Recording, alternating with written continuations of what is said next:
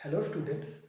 तो आज हम बात करने जा रहे हैं एक ऐसे टॉपिक के बारे में जो कि काफ़ी बेसिक टॉपिक है लेकिन काफ़ी इम्पॉर्टेंट और कई बार काफ़ी कॉम्प्लिकेटेड और कंफ्यूजिंग हो जाता है स्टूडेंट्स के लिए। तो हम आज बात करने जा रहे हैं सेल डिवीज़न के एक फेज़ के बारे में जिसका नाम है माइटोसिस। किसके बारे में? माइटोसिस के बारे में। देखो, जो सेल डिवीज़न होता है, एक बार हम क्लियर कर लेते हैं। सेल जो डिवाइड करती है तो वो दो टाइप से कर सकती है, एक माइटोसिस से, दूसरी प्रोसेस होती है मियोसिस से। क्लियर है? पहली बार हम माइटोसिस के बारे में कुछ बेसिक चीज़ें क्लियर कर लेते हैं। माइटोसिस एक सेल डिवीजन का टाइप है जिसमें कि सेल, एक पेरेंट सेल अपने ही जैसे आइडेंटिकल दो डॉटर सेल्स को प्रोड्यूस करती है जिसमें कि chromosome number same as the parent cell present होते हैं। ठीक है, तो माइटोसिस क्या है हमने समझ लिया। ठीक है, तो माइटोसिस में हम देखते हैं कि माइटोसिस में हो क्या रहा है, सेल कैसे करके डिवाइड होके किन किन फेजेस से गुजर के वो अपने जैसे ही आइडेंटिकल दो डॉटर सेल्स को प्रोड्यूस कर रही है। आज हम इसके बारे में डिस्कस करने जा रहे हैं। मैं चाह रहा हूँ माइटोसिस से पहले, डिस्कस करने से पहले कुछ बेसिक टर्मिनोलॉजी हम यहाँ पे क्लियर करना चाह रहे हैं। यहाँ पे जैसे कि आपको देख सकते हैं, मैंने कुछ डायग्राम बनाए हैं और उनके आगे दिखाया है आपको कि इनको हम क्या बोलते हैं। ये देखिए, पहला देखिए, क्रोमेटिन एक थ्रेड लाइक स्ट्रक्चर है और ये थ्रेड किससे बना हुआ है? डीएनए से बना हुआ है। ठीक है, डीएनए से मिलके एक थ्रेड लाइक स्ट्रक्चर बना है, उसे हम क्रोमेटिन बोलते हैं। देख लीजिए, क्रोमोसोम क्या है? जब ये क्रोमेटिन क्या हो जाता है, कंडेंस हो जाता है, थोड़ा थिक हो जाएगा, तो उसी को हम क्या बोलेंगे? क्रोमोसोम बोलते हैं। अब सेंट्रोमियर देखने से पहले आप क्रोमेटिड देखिए।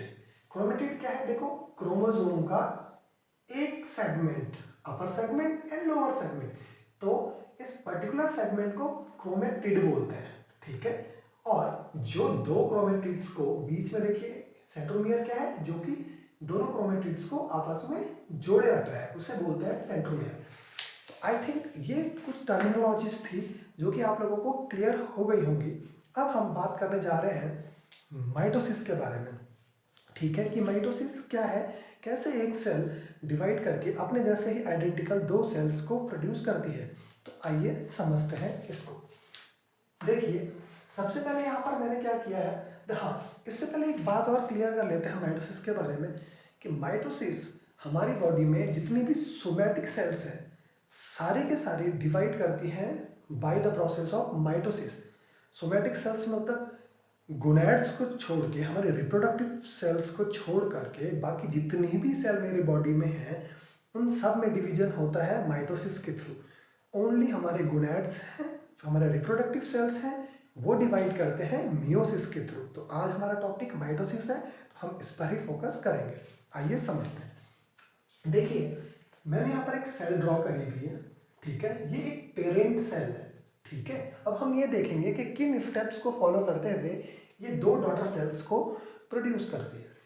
देखिए, यहाँ पे देखिए, मैंने फॉर एग्जांपल लिखा हुआ है कि इस पेरेंट सेल में दो क्रोमोसोम्स हैं और दो डीएनए हैं और इसकी प्लॉइडी क्या है? 2n है। 2n है मतलब ये एक डिप्लॉइड सेल है। क्लियर है इतनी बात? अब देखिए, ये सेल डिवीजन में एंटर करती है, तो सबसे पहले सेल डिवीजन में ये इंटरफेज में एंटर करती है। कहाँ एंटर करती है? इंटरफेज में। इंटरफेज क्या है? इंटरफेज एक सेल डिवीजन का फेज है। ठीक है, जिसमें कि क्या होता है, एक्चुअल डिवीजन इंटरफेज में नहीं होता है। ठीक है, इसमें क्या करती है, सेल खुद को मेटाबॉलिकली एक्टिव करती है और अपने अंदर के जो ऑर्गेनेल्स हैं, साइटोप्लाज्म है, इनका अमाउंट डबल करती है या उन्हें इंक्रीज करती है। अब इंटरफेज देखिए 3 फेजेस में कंप्लीट होता है। इसके बारे में हम आज डिस्कस नहीं कर रहे हैं, लेकिन एक ब्रीफ इंट्रोडक्शन आपको मैं दे देता हूँ। इंटरफेज के 3 फेज क्या है? G1, S and G2 phase. G1 मतलब ग्रोथ फेज 1, फिर सिंथेसिस फेज और ग्रोथ फेज 2। ये 3 इंटरफेज के फेजेस हैं। ठीक है, G1 में नॉर्मली क्या होता है, सेल अपना साइज इंक्रीज करती है। S फेज में क्या होता है, सिंथेसिस में डीएनए का रेप्लिकेशन होता है। और G2 फेज में क्या होता है कि कुछ ऑर्गेनेल्स होते हैं सेल के, जैसे कि माइटोकॉन्ड्रिया और कुछ प्रोटीन्स, ट्यूबुलिन प्रोटीन्स, ठीक है, इनकी डबलिंग होती है, ये डबल होता है, ठीक है। यहाँ से कॉम्पिटिटिव एग्जाम से रिलेटेड एक क्वेश्चन आता है, इनमें से पूछ लेता है कि लॉन्गेस्ट फेज कौन सा है और शॉर्टेस्ट फेज कौन सा है। तो अगर कोई पूछेगा कि लॉन्गेस्ट फेज इंटरफेज का लॉन्गेस्ट फेज कौन सा है, तो वो होता है G1, और सबसे छोटा अगर पूछ ले तो आंसर जाएगा G2। आई थिंक ये चीज़ यहाँ पे क्लियर हो गई होगी। अब जब सेल इंटरफेज के बाद दूसरे फेज में एंटर करती है, G2 के बाद सेल कहाँ जाएगी, M फेज में। M फेज मतलब देखो एक चीज़ क्लियर करते हैं, M फेज एक्चुअल डिवीजन का फेज होता है, जिसमें सेल एक्चुअल डिवीजन करती है, ठीक है। तो M का मतलब क्या है यहाँ पे, कई बार हम बोलते हैं कि M का मतलब माइटोटिक है या मियोटिक है, नहीं। M फेज में M का मतलब सिंपली है मल्टीप्लिकेशन फेज, जिसमें कि सेल मल्टीप्लाई करेगी। अब वो डिपेंड करता है कि आपकी पेरेंट सेल सोमैटिक सेल है या रिप्रोडक्टिव सेल है। हमने जैसे पहले बताया था कि अगर सोमैटिक सेल होगी तो ये माइटोटिक फेज बोल देंगे हम मल्टीप्लिकेशन फेज को, और रिप्रोडक्टिव सेल होगी तो हम इसे क्या बोल देंगे, मियोटिक फेज। आई थिंक ये चीज़ क्लियर हो गई होगी। अब हम देखते हैं कि जो ये माइटोटिक फेज है, ये कुछ स्टेप्स में फॉलो होता है, ठीक है। इसके कुछ स्टेप्स हैं, अब उनको हम देख लेते हैं। यहाँ पे मैंने क्या किया हुआ है, इसके फेजेस लिखी हुई है, और इनके सामने इन फेजेस में जो जो मेजर इवेंट्स यहाँ पर हो रहे हैं वो भी लिख दिए गए हैं, ठीक है। तो आइए इसे समझते हैं। पहला फेज देखो, प्रोफेज, ठीक है। पहला फेज होता है प्रोफेज। हाँ, इसकी सीक्वेंस में भी क्वेश्चन बनता है कि पहले कौन सा आएगा फिर कौन सा आएगा, तो आप सिंपली याद रखना पी मैट, पी से प्रोफेज, एम से मेटाफेज, देन ए से एनाफेज एंड टी से टीलोफेज। इनका सीक्वेंस याद रखना। पी मैट से आप इसको याद रख सकते हैं। तो सबसे पहले देखिए प्रोफेज में क्या हो रहा है। देखिए प्रोफेज में देखो क्या हो रहा है, क्रोमोसोम नंबर देखो 2 थे, यहाँ पे भी 2 ही रहेंगे, ठीक है। डीएनए कितना हो जाएगा, 4। क्यों होगा डीएनए 4, क्योंकि देखो सेल सिंथेसिस फेज से गुजर चुकी है, और सिंथेसिस फेज में क्या होता है, डीएनए का रेप्लिकेशन, मतलब डीएनए की डबलिंग। तो डीएनए यहाँ पर 2 था, एस फेज में ये क्या हो गया 4। तो प्रोफेज में हमने देखा क्रोमोसोम नंबर सेम रहेंगे, डीएनए 4 रहेगा, और सेल कैसे रहेगी 2n, सेल डिप्लॉयड ही रहेगी, ठीक है। अब देखिए कि यहाँ पर हो क्या रहा है, events of prophase. Events of prophase देखते हैं कि प्रोफेज में क्या क्या इवेंट हो रहे हैं। देखिए पहला लिखा है न्यूक्लियर मेम्ब्रेन डिसअपियरिंग। जो न्यूक्लियर मेम्ब्रेन है, देखो यहाँ पर देखो न्यूक्लियर मेम्ब्रेन पूरी की पूरी इंटैक्ट है, लेकिन प्रोफेज में ये देखिए ये क्या हो गई, इट स्टार्ट्स डिसअपियरिंग, ये डिसअपियर होना शुरू हो जाती है प्रोफेज में, ठीक है। दूसरा इवेंट देखिए, centrosome reach to opposite pole. Centrosome, अब यहाँ पर एक टर्म आ गया है सेंट्रोसोम, ठीक है। हमने सेंट्रोमियर तो पढ़ लिया था, क्रोमोसोम भी पता है, लेकिन सेंट्रोसोम क्या है। सेंट्रोसोम ये देखिए यहाँ पे ग्रीन कलर से मैंने दिखाया है, ये और ये नीचे, तो ये क्या है, centrosome reach to opposite pole. Centrosome basically क्या होते हैं, ये सेल के एक ऑर्गेनेल्स होते हैं जो कि नियर द न्यूक्लियस प्रेजेंट होते हैं, ठीक है। ये किससे बने होते हैं, ये माइक्रोट्यूबुलिन से बने होते हैं, ठीक है। माइक्रोट्यूब्यूल से बने होते हैं जो कि ट्यूबुलिन प्रोटीन के स्ट्रक्चर होते हैं, और इनका मेन काम क्या हो, कहाँ पे आता है, सेल डिवीजन में। तो देखो दूसरा प्रोफेज में एक तो न्यूक्लियर मेम्ब्रेन डिसअपियर हो गई थी, दूसरा देखो centrosomes reach to opposite pole. ये सेंट्रोसोम कहाँ चले गए, अपोजिट पोल पे। देखो एक नीचे आ गया एक ऊपर चले गए, अपोजिट पोल में चले गए। Then spindle fibres from centrosome. अब ये सेंट्रोसोम अपोजिट पोल पे जाके देखो एक ग्रीन लाइन निकाल रहे हैं अपने से, तो इन ग्रीन लाइंस को बोलते हैं स्पिंडल फाइबर्स। और क्या हो रहा है, सेंट्रोसोम अपोजिट पोल पे गए और इन्होंने they start producing spindle fibres in prophase, ठीक है। Next, chromosomes best visible due to histone protein. अब देखो ये क्रोमेटिन था यहाँ, ये कंडेंस हुआ, ठीक है, तो ये इसने क्या बनाया, क्रोमोसोम। तो ये देखो क्रोमोसोम, अगर कोई पूछेगा कि सेल साइकिल में क्रोमोसोम सबसे बेस्ट आपको कहाँ पे विजिबल होते हैं, तो आपका आंसर जाएगा प्रोफेज में। और विजिबल क्यों होते हैं, ये देखिए ड्यू टू हिस्टोन प्रोटीन। एक प्रोटीन है, हिस्टोन प्रोटीन है, जो कि इनको क्या करता है, कंडेंस करता है डार्क कर देता है, जिससे कि हमें under the microscope chromosomes best visible होते हैं प्रोफेज में। तो ये प्रोफेज में ये इवेंट्स होते हैं। अब नेक्स्ट स्टेज देखिए मेटाफेज। मेटाफेज में देखिए क्रोमोसोम नंबर 2 ही रहेंगे, डीएनए 4 ही रहेगा, और सेल कैसे रहेगी, डिप्लॉयड रहेगी, 2n, इसकी प्लॉइडी 2n ही रहेगी। अब देखिए इवेंट्स ऑफ मेटाफेज। मेटाफेज में आगे क्या इवेंट्स होते हैं, spindle fibres attach with centromere. अब ये स्पिंडल फाइबर्स जो कि अपीयर हुए थे प्रोफेज में फ्रॉम द सेंट्रोसोम, ये क्या करेंगे, सेंट्रोमियर से अटैच हो जाएंगे। देखिए इनके सेंट्रोमियर देखो बीच में, यहाँ देखो स्पिंडल फाइबर्स यहाँ पे अटैच हो जाएंगे, ठीक है। और क्या होगा कि all chromosomes arrange at the centre in one line. अभी क्रोमोसोम क्या देखो बीच में आ जाएंगे और एक लाइन में आपके यहाँ पे अरेंज हो जाएंगे, और ये जो लाइन अरेंज होगी इसे क्या बोलते हैं, मेटाफेजिक प्लेट। तो मेटाफेजिक प्लेट कौन से फेज में बनती है, मेटाफेज में बनती है। एक यही बात हमें क्लियर रखनी है मेटाफेज के बारे में। दूसरा हमने क्या देखना, देखो प्रोफेज में हमें बेस्ट विजिबल होते हैं क्रोमोसोम। अब क्रोमोसोम मेटाफेज में देखो एक लाइन में आ गए, है ना। तो जब एक लाइन में आ गए तो we can count them easily.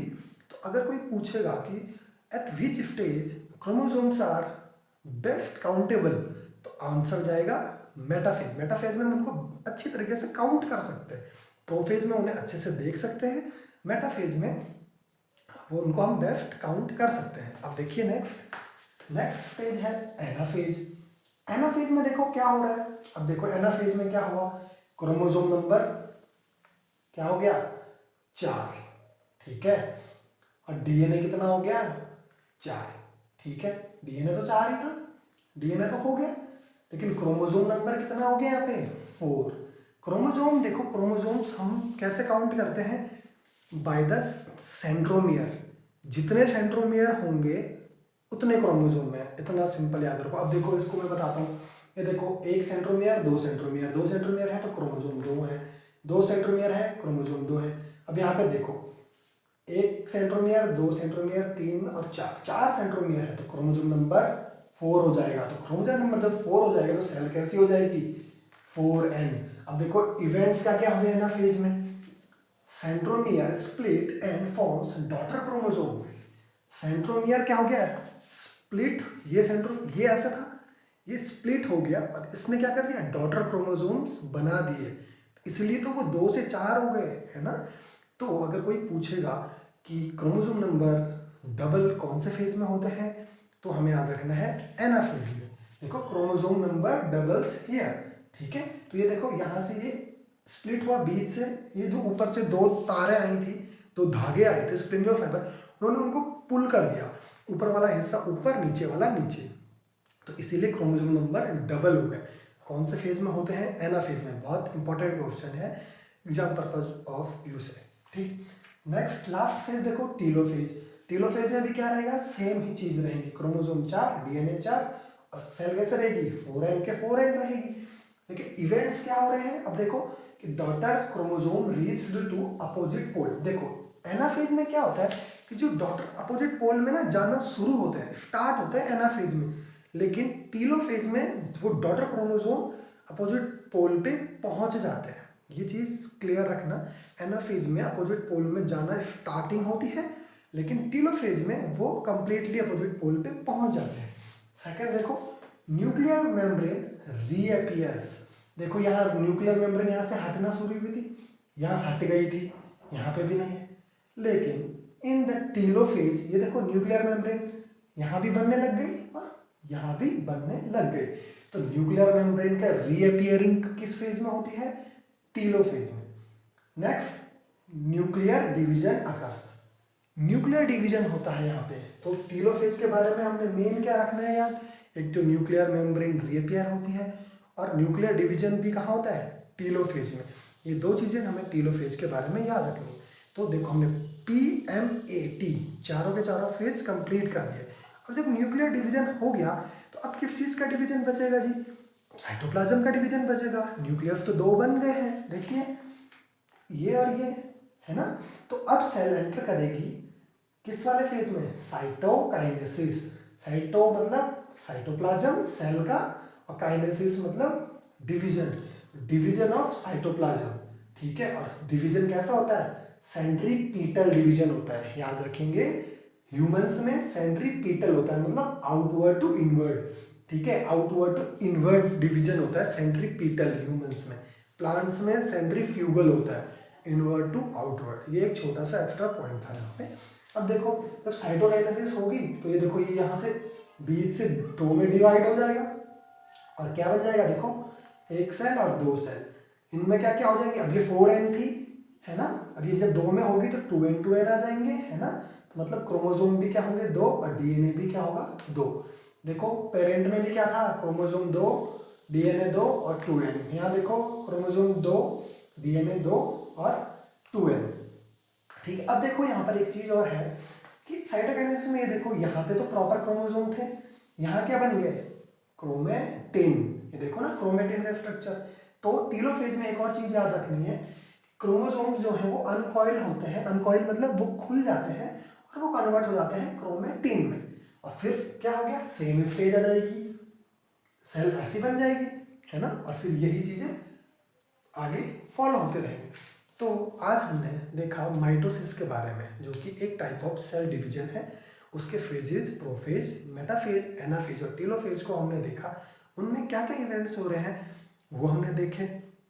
कुछ बेसिक टर्मिनोलॉजी थी, जैसे कि क्रोमेटिड क्या होता है, क्रोमेटिन क्या होता है, क्रोमोसोम्स क्या है और सेंट्रोजोम क्या है ना। इनके बारे में हमने थोड़ा बेसिक कंसेप्ट अपना क्लियर किया। तो आज की क्लास में इतना ही। अब नेक्स्ट वीडियो जो रहेगा वो हम बनाएंगे मियोसिस के ऊपर, ठीक है। तो अगर आपको ये वीडियो अच्छा लगे तो इसे लाइक, शेयर एंड सब्सक्राइब कीजिए। Thank you so much, have a great day.